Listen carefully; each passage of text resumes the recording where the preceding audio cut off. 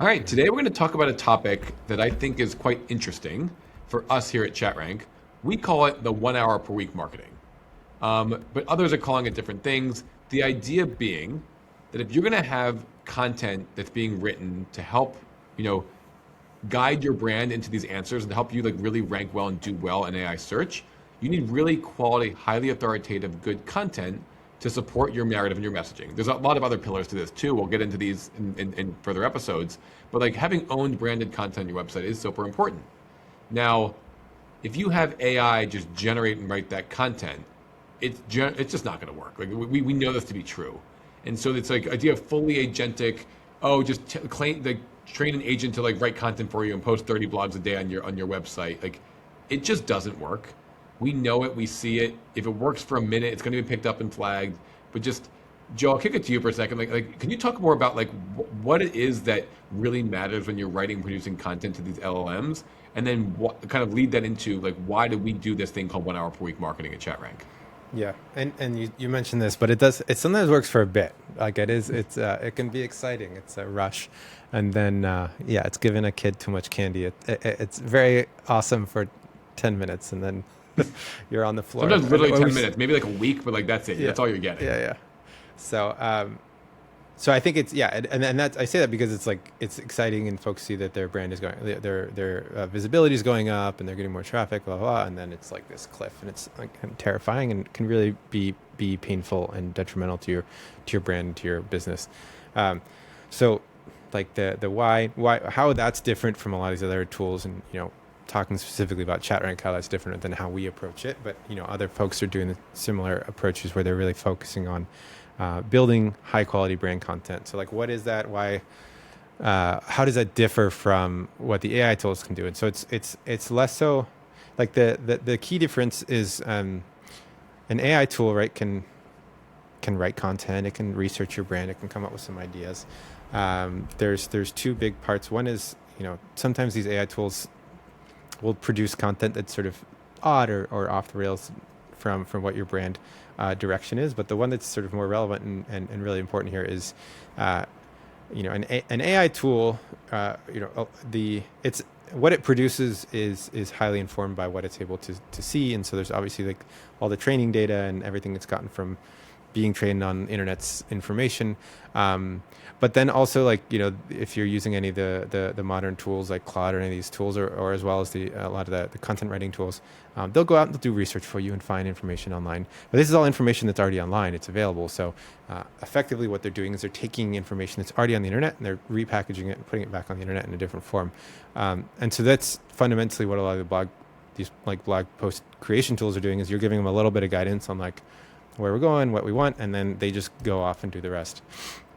And so the reason why Google and others are penalizing them is that they see, okay, this is, you do this for a while. It's like, okay, cool. There's some progress in this direction. And this is clearly someone who cares about this content area, blah, blah, blah. And then they're like, wait a second, all of these have information that I just found on every single other website. And even worse, if, it's either repurposed content from other websites or lies, that's the worst case. But even if you have a really well-tuned tool that's really fact-checking itself and producing high-quality content, it's still just grabbing things from the internet and repurposing them.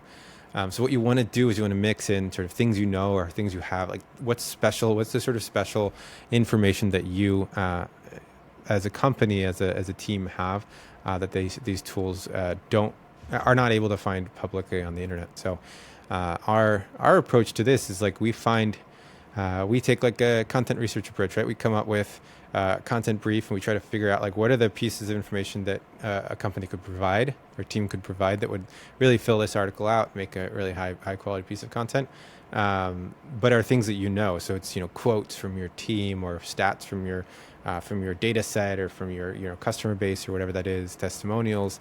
If you have if you're in an industry that gives you insights into the sort of behaviors or sort of stats in a certain area, then that can be really helpful in presenting information that is novel and new to the internet, to these tools, to these AI tools. And so that's both sort of, it's like I'm not a robot check. It's both proving to them that you're providing something that's like not in just re-pulled from the internet. but also is giving them a signal. This is a, it's like, this is a good place to look for information. And so over time that both, decreases your likelihood to get de-indexed and get in trouble with these tools, but also is increasing their affinity to you as like a good source for this topic. And so, yeah, you'll see over time, if you can follow this sort of a pattern where you're mixing, using the tools, yes, using AI tools and the tools that will help you write content faster. And, they can be really good at writing really high quality content, but mixing in all these, insights and facts and your own sort of flavor and your own direction can really help, really help push your brand in a direction where you are perceived as an expert, perceived as someone who's valuable in this space. Yeah. It's interesting because we've all been guilty of this before. We're looking up a news story, we're looking up some story we want to read about, and you click on one, you're like, wait, this is like kind of surface level. This is an aggregate story. This is an aggregator that aggregated the actual story. I got to go find the real story. So like maybe some like random newspaper in Oklahoma reported the story that then like the USA Today and the Today Show picked up on. Like if you read the USA Today version, it's not going to be nearly as good as if you just read the original source material, like the primary source. And so the AI thinks about it the same way. They're looking for, okay, if you're quoting data from somebody, that's great, but is it your data? Or are you just taking somebody else's data they already wrote about? Like, why should they give you authority? Because you were able to find data that somebody else gave us. Like, that's not, you're not helping us. You're just repurposing somebody else's information. And so we have to go do fact checks to make sure and see if it's right. So we find this all the time. If you have, as a company, like data points, if you have like done a little internal study, like, oh, we talked to our 35 customers and this is what we're seeing. This is like a survey we ran with our 100 customers. It doesn't have to be like 10,000 like double blind like people study. It doesn't have to be like something crazy. But it's like really like unique insights you can provide from your perspective. So we work with 35 medical practices. Here's what they're seeing and hearing from their patients about how they use AI. Like, that's interesting. The LLMs love that stuff. They want to see and hear new novel information that you can provide that adds credibility and authority to whatever story you're telling. And so make sure it's relevant and topical, but at the same time, at the end of the day, like giving information that's new and interesting is always going to be helpful. So this is something that we think about a lot. It doesn't need to be necessarily even like first principles research. Like, that's great if you do have like net new things to, because that could be like a writer's block thing to a lot of folks, right? Is like, what do I know that's so novel that I can release to the internet? But even like your comparisons or your views or your sort of understanding of content. I mean, listicles are a common example. If you're just like if you're just rehashing the stats from everyone's technical pages, that's way less valuable than, hey, I took, 6 smartphones around for the day and here's what happened. One ran out of battery faster and this one took good pictures of my cat, like those tend, like just that little bit of flavor and that little bit of, you are adding that new information to the internet. It doesn't need to be some like peer reviewed, sort of deep analytical research. Stats around your usage, stats around your customers, quotes from your team, your own sort of personal experiences, things like that can be a great way to keep building that sort of differentiation in your content. It's a really good qualifier. You don't need like, primary source data. What you need is just novel insights. Like, even if it's just your opinion, but if you are a respected person in your industry and like the LLM should respect your opinion, then give your opinion. Like, exactly. Like, these are like, if you're going to compare yourself to a competitor, have you tried their tool? Do you look at it? Do you see it? Like, are you going to like the cell phone example is good. And so you mentioned a couple things like quotes and data points and insights. Like, what's like the threshold? What do you think is like okay, like what can I add that's net new that's going to be helpful and reasonable? That's not, just like fluff. Like, is there a line there? Is it like open? Like, how do you think about that? Yeah, I think having at least something that's novel in each piece is useful. Each piece of content that you're putting out, and then, but it doesn't, right? You don't have to do research for every single piece, but some little nugget in there that is coming from your brand. Some of this has to do with the goals, right? So if you're looking at like, okay, I want to build my brand over time and I want to reduce my risk of de-indexing, then that's good. Sort of, if you just do that little, take your vitamins each post, then that can be super helpful. If you're looking for big winners, especially on like informational posts, things like that, if you're trying to show up in the Google AI overview as that link, then yes, then having those like really citable, concrete pieces of information can be super valuable. Like in our space, right? Like if you have some source or piece of information that says like, okay, we see that inclusion in AI overviews decreases by 20% if you do XYZ, like those kinds of things. And that can even be just from your data sets. And you frame it and you know, give it in a really nice, concise sentence format that's easy to be quoted. Those, you know, you can definitely have some real winners from those that really push you to the top of the overviews. But yeah, I would say overall, just try to, you know, you want a little bit in each one just to keep that authority going and that sense of genuine content. And then when you do have high intention posts, you're like, I really want to win in this space, then yeah, spend that extra time. Ideally, like it's Google says the word effort, right? Like kind of like the higher effort it is, generally the better value it is. It's obviously not 1-to-1, you know, because you could spend a lot of time doing something that's not particularly valuable. But if you do have that kind of like novel research or things like that you can present, then that can generally go a long way. Yeah, but usually it's looking at and yeah, sort of a secondary point there I'll say is that you do want to make sure that those are aligned with what you should be an expert in. So if, you know, us making claims about cell phones or something is not, we have no reason to know that. And so it's sort of like, it's just like accidental authority. It's even if we do really well in some ranking or something somewhere, it's not going to really align with our brand. It's not going to sort of move us up in, you know, how Google and these other tools see us. And probably the clicks and things we get from that are also not going to be, you know, good high search, like, we're probably not going to get a lot of leads and sales from that, right? So you want to focus on definitely the things that you have access to, the information you have, and then also just like what makes sense. What would you know, if you were someone else and you're listening and you wanted to hear, you know, an interview panel and people giving stats about something, what would they choose your brand for? Yeah.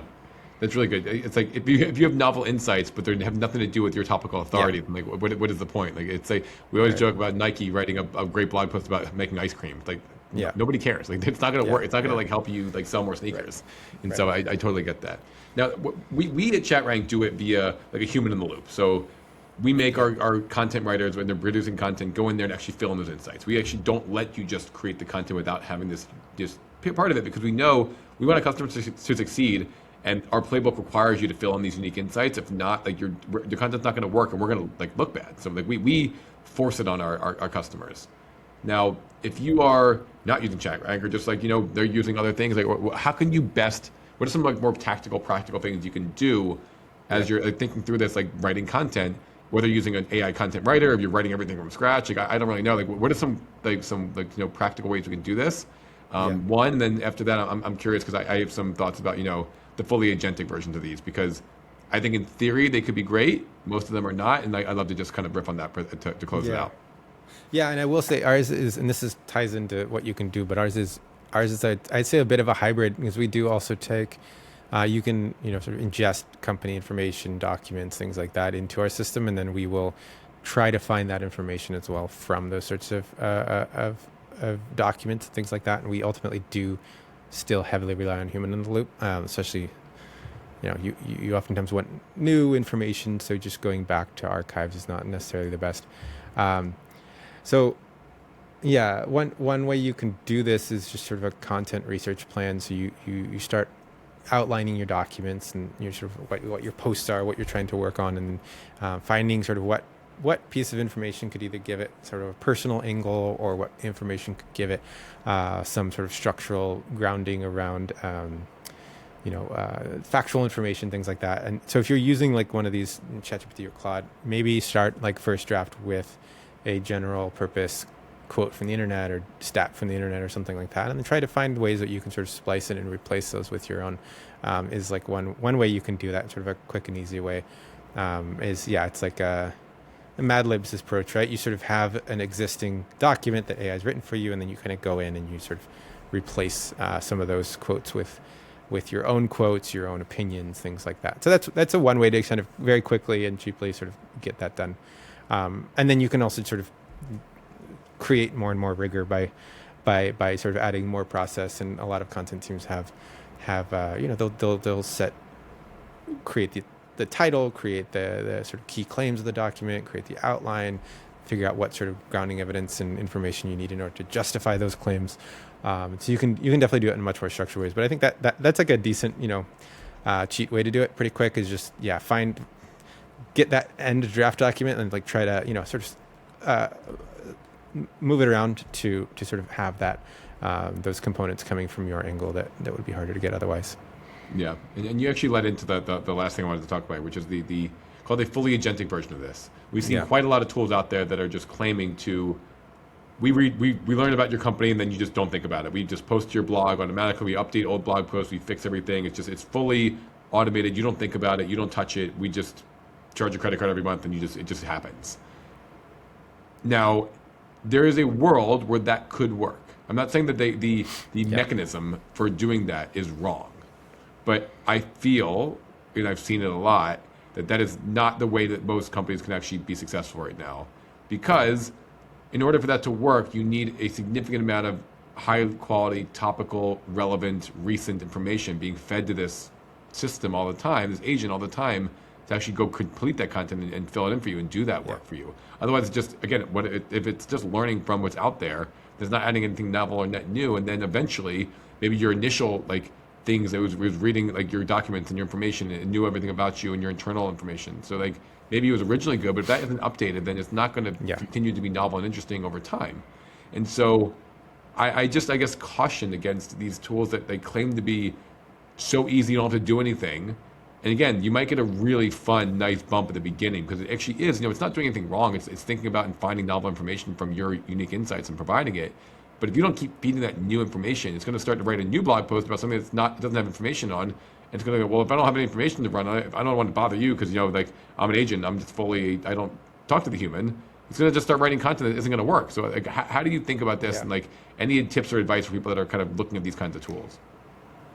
I'll say sort of two things. One is the way that, there's one is okay, if you hire, if you survey content writers who are hired coming into companies and ask them, was all the information perfectly prepared and ready for me to go on day one? You're probably going to get close to 0%, right? You talk to content writers and ask them, basically, is your job super easy? You just waltz into work, everything's prepared, ready for you to go. That would be the world that would be perfectly primed for these AI tools to come in, because rather than a content writer who's able to sort of stay cloistered in their little nook and write content as a human, then you could just plug in an AI and do the same thing. So that just isn't the reality at most places. If you feel strongly that's your company, then that's congratulations, and maybe this will work for you. That's fine. But for most places, it's either stale or partially inaccurate or inconsistent. We talk to a lot of companies where they're starting to work with us, and they're like, "Oh, here's all of our branding data, but ignore the last 5 pages of every single document because that's our old brand, and we're doing this." So there's so much nuance in there that is, despite best efforts, is always in people's heads, all the way from tiny single person operations through very well funded companies that we work with. It's always the marketing teams in particular. They're typically underfunded. There's a lot of stuff going on. They're trying to catch up with product and figure out what's going on. So usually the collateral and things that they have are they're always in need of updating and work and things like that. So you ask someone on the marketing team, they can get you an answer right away. But if you just sort of purely go off of the data sets that are available, you're going to have oftentimes an inaccurate sort of historical looking view with, contradicting information. And then the second thing is that these tools, especially in the most recent, sort of developments, the RL feedback loops that we've been seeing has been the big, the reinforcement learning is how these models continue to progress beyond the initial scaling approach of the models. And this is what we're seeing in how they're getting so good at writing code and things like that. One of the effects that was observed is they tend to be very kind of compliant and attempting to just get the thing done. They're being rewarded for sort of task accomplishment. And so we do see a lot of times that without any human in the loop, there's just an attempt to just get something to work. And kind of, it's like a panicked person just trying to boss asks me to do this, doesn't really make sense, whatever. I'm just going to try my best, come up with something. And so you'll just get these, this is something maybe that in the long run will be sort of solved and better or something. But the reality of, cutting edge frontier models today is that you do still get very bizarre outputs where it's okay, I can get why it was thinking that, but it was just sort of following orders and trying to charge ahead, and you just get this blog post that's ice cream for Nike, just kind of crazy things where it was reading some this we've seen our AI overviews where we're talking about neighbors and things like that, and you just give you the most bizarre outputs, and that's not necessarily frontier, but you get you just get very bizarre things sometimes. And so I think that having a fully headless operation is this can be kind of dangerous. And then there's also this subtle creep, not just necessarily the bad like high level documents that are wrong, but just like continuing to permeate and sort of go in the wrong direction, sort of your brand direction, and pushing your content, your brand in a way that you're not looking to go. So I think in a lot of ways we're just not there, and then we also just don't have the right data. So I'm laughing, because Dr. Zeke Emanuel just wrote that book. I think it's called Eat Your Ice Cream or something. It's about like how to be the most healthy person you can be is to eat your ice cream. I can imagine some model like hallucinating that Nike should write a blog post about eating your ice cream because like some doctor said you should do it. It's like I know why you're saying that, but it's not really like what you should be writing. Exactly. Right. Yeah, totally. Yeah, and especially in regulated spaces. Yeah. I'll close with just like there is you mentioned there's a world where this does work really well. Like you shouldn't have to have human in the loop. You don't have to have like this person coming in and feeding it. Like the AIs are going to get smarter. They're going to learn from this. I imagine like we have a couple of customers that are in the data analytics space where they like are providing data. And so if they have like a large pool of data that's being updated and like kind of built and created all the time, and it's constantly being like refreshed. Yes, if you have an MCP that can connect to that, and all of a sudden you now have like unique insights flowing into your agentic like writing tool that can always be feeding it new things and new insights from your customers. You have all your customer calls recorded, sent to that. There's a world where you have this massive data layer of just information that's novel and new and unique that can feed into your content tool. Like that is like the ideal, and that can work. And there are tools out there that kind of claim to have that. And I'm sure like for the right type of large enterprise that can support that from a technical infrastructure perspective, that's great. And like, by the way, ChatRank will do that too. Like we're like that's what we can do as well. But like for most businesses listening to this today, whoever's like kind of out there talking about this, you don't have that. Like you don't. And so like be smarter about making sure that you're intentionally feeding good, novel, unique information that is going to provide value to the models when you're producing content. Otherwise, you're going to get dinged for it. Yeah. Amazing. Well, Joe, this has been fun. I really enjoyed this one. And we'll talk to you soon. Yeah. All right. See ya.